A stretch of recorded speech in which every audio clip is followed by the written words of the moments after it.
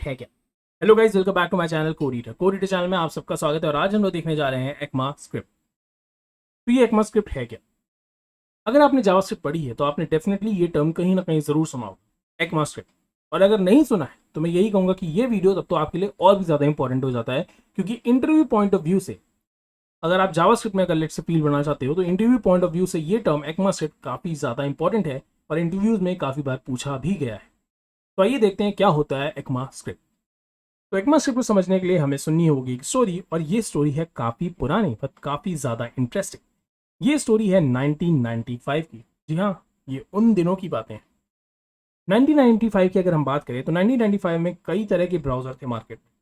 मतलब सब एक दूसरे से कॉम्पीट कर रहे थे, इंटरनेट काफ़ी बूम पे था और हर ब्राउज़र एक दूसरे से कॉम्पीट करना चाहता था और मार्केट को कैप्चर करना चाहता था।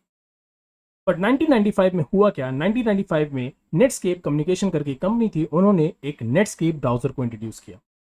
और इस ब्राउजर ने क्या किया, जितने भी ब्राउजर थे उस टाइम के उन सबको बहुत ही अच्छे से टक्कर दी। उस टाइम का जो सबसे फेमस ब्राउजर था वो था NCSA मोजैक, उस टाइम का काफी पॉपुलर काफी फेमस ब्राउजर। इसने उसको भी बहुत बुरी तरह से टक्कर दी। और ऐसा नेट्सकेप ब्राउजर कर क्यों पाया? ऐसा नेट्सकेप ब्राउजर इसलिए कर पाया क्योंकि जो ये वेबसाइट बनाने के लिए प्रोग्रामिंग लैंग्वेज यूज कर रहा था वो कोई और नहीं, वो थी आपकी जावास्क्रिप्ट। तो बेसिकली आपके नेट्सकेप कम्युनिकेशन ने ही जावास्क्रिप्ट प्रोग्रामिंग लैंग्वेज को एक तरह से बॉन्ड किया आपके नेट्सकेप ब्राउजर के। और इस ब्राउजर ने सारे जितने भी मतलब ब्राउजर थे उस टाइम की मार्केट में उनको बहुत बुरी तरह से टक्कर दी। और इतनी बुरी टक्कर दी कि जितने भी और भी ब्राउजर थे उनको एट द एंड क्या करना पड़ा, जावास्क्रिप्ट प्रोग्रामिंग लैंग्वेज का ही यूज करना पड़ा। तो प्रॉब्लम हो कहाँ रही थी? प्रॉब्लम यहाँ हो रही थी कि नेट्स के ब्राउजर फेमस क्यों हुआ था, आपके जावास्क्रिप्ट की वजह से। तो वो डेफिनेटली ये नहीं चाहेगा कि जो उसने प्रोग्रामिंग लैंग्वेज को मतलब एक तरह से बनाया है और जिसकी वजह से वो फेमस हुआ है वो शेयर करे और लोगों के साथ। तो ये तो बिल्कुल नहीं चाहेगा, क्योंकि वो अपने आप को क्या करना चाहता है भाई, टॉप पे रखना चाहता है। अगर उसने नेटस्केप ब्राउजर उसका पॉपुलर हो रहा है जावास्क्रिप्ट प्रोग्रामिंग लैंग्वेज की वजह से, तो वो क्यों चाहेगा कि और कोई ब्राउजर उसकी वजह से फेमस हो। अब इसकी वजह से होने लगी प्रॉब्लम ये हुई कि जितनी भी आपकी मार्केट में ब्राउजर की कंपनीज थी उन्होंने क्या किया, अपने अपने वर्जन का अपने अपने तरीके का जावास्क्रिप्ट प्रोग्रामिंग लैंग्वेज को बनाना शुरू कर। मतलब कि वो यूज कर रहे थे जावास्क्रिप्ट, बट हो क्या रहा था, उनकी एक अलग तरह की ही जावास्क्रिप्ट बनने लगी। मतलब एक तरह से अलग वर्जन की जावास्क्रिप्ट बनने लगी। फॉर एग्जाम्पल अगर आप बात करें हम लोग माइक्रोसॉफ्ट की, तो माइक्रोसॉफ्ट ने भी 1996 में एक प्रोग्रामिंग लैंग्वेज का यूज किया जिसका नाम था जे स्क्रिप्ट, क्योंकि वो डायरेक्टली जावास्क्रिप्ट नाम नहीं ले सकते थे क्योंकि कॉपीराइट इश्यूज हो जाते, राइट। तो इसी वजह से उन्होंने एक जे स्क्रिप्ट प्रोग्रामिंग लैंग्वेज को बॉन्ड किया, मैं कहूँगा या यूज किया, जो कि पूरी तरह से जावास्क्रिप्ट पे ही बेस्ड थी। बट हाँ, उसके अपने कुछ अलग फीचर्स थे, कुछ अपनी अलग एक पहचान थी। और उन्होंने इसको यूज किया अपने इंटरनेट एक्सप्लोरर 3.0 के वर्जन में। अब इससे हुआ क्या? इससे हुआ ये कि जितनी भी ब्राउजर्स थे, मतलब उस टाइम के जितने भी ब्राउजर्स थे, सब जावास्क्रिप्ट प्रोग्रामिंग लैंग्वेज का यूज कर रहे थे। और सबकी जावास्क्रिप्ट प्रोग्रामिंग लैंग्वेज एक तरह से उनके हिसाब से ही मतलब एक तरह से मोल्ड थी। सबके अलग अलग फीचर्स थे, मतलब हर एक ब्राउजर के पास अलग अलग जावास्क्रिप्ट के प्रोग्रामिंग वर्जन थे। मतलब कोई एक यूनिवर्सल चीज नहीं थी जिसको वो लोग यूज कर सके। और ये प्रॉब्लम जो सबसे बड़ी फेस करने वाला था वो कौन था? वो थे आपके डेवलपर्स। कि भाई डेवलपर्स को पता नहीं था कि अगर मैं कोई वेबसाइट बनाऊंगा, लेट्स से उन्होंने वेबसाइट बनाई आपके माइक्रोसॉफ्ट के लिए, माइक्रोसॉफ्ट के इंटरनेट एक्सप्लोरर के लिए, हो सकता है वो वेबसाइट इंटरनेट एक्सप्लोरर पे वर्क कर जाए, बट वो वेबसाइट आपके नेटस्केप ब्राउजर पे वर्क नहीं करेगी। क्योंकि जैसे कि मैंने कहा कि सब ने अपने अपने एक स्टाइल की एक जावास्क्रिप्ट प्रोग्रामिंग लैंग्वेज बना ली। एट द एंड तो थी वो जावास्क्रिप्ट, मगर सबके स्टाइल्स अलग अलग थे। तो ये चीज़ क्या हो सकती थी, फ्यूचर में काफ़ी ज़्यादा दिक्कत दे सकती थी। आप खुद सोचो ना, मतलब कि अगर आप एक जैसा डेवलपर हो और मैं कहूँ कि आपको एक वेबसाइट बनानी है, तो आप फिर कहोगे कि भाई अगर आप उस टाइम के डेवलपर हो तो आप कहोगे कि अच्छा तो मगर किस ब्राउज़र के लिए बनानी है। तो ये तो एक प्रॉब्लम वाली बात होगी, मतलब कि हमें हर एक ब्राउज़र के लिए अलग अलग वेबसाइट बनानी पड़ेगी।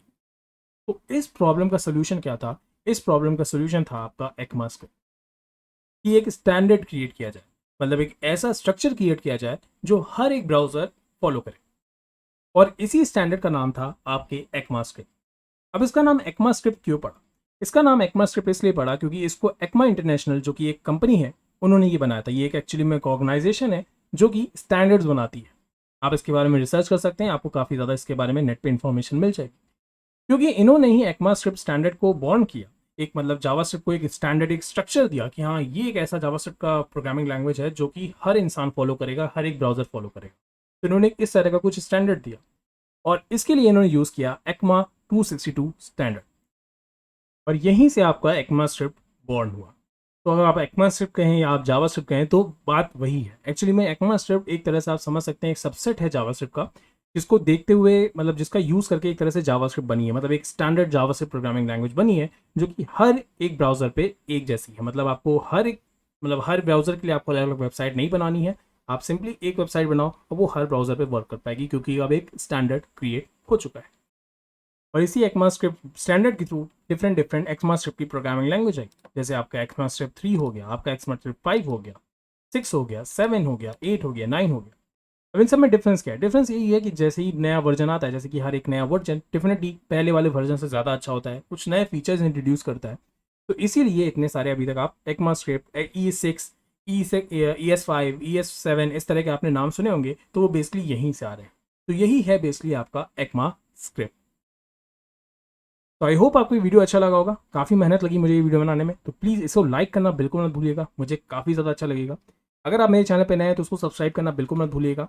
मैं डेली नए वीडियोस अपलोड करता हूँ, आने वाले टाइम में आप नए नए कोर्सेज भी मेरे चैनल पे देखेंगे। साथ ही साथ ये हमारी इंस्टाग्राम की आईडी है, यहाँ पे हम लोग जो भी कोर्स अपलोड करने वाले होते हैं उससे रिगार्डिंग आपको इन्फॉर्मेशन देते हैं, और आपकी वोटिंग के थ्रू ही हम लोग अपना नेक्स्ट कोर्स डिसाइड करते हैं। तो अगर आप हमारी इंस्टाग्राम की कम्युनिटी को ज्वाइन करना चाहते हैं तो प्लीज़ ज़रूर से ज्वाइन करिए, और प्लीज़ इसे लाइक करना बिल्कुल मत भूलिएगा। अगर आप लोग लाइक कर देते हैं, सब्सक्राइब कर देते हैं, तो सच बता रहा हूँ मेरा मोटिवेशन लेवल और भी बढ़ जाता है। प्लीज़ इसको लाइक और सब्सक्राइब करना बिल्कुल मत भूलिएगा।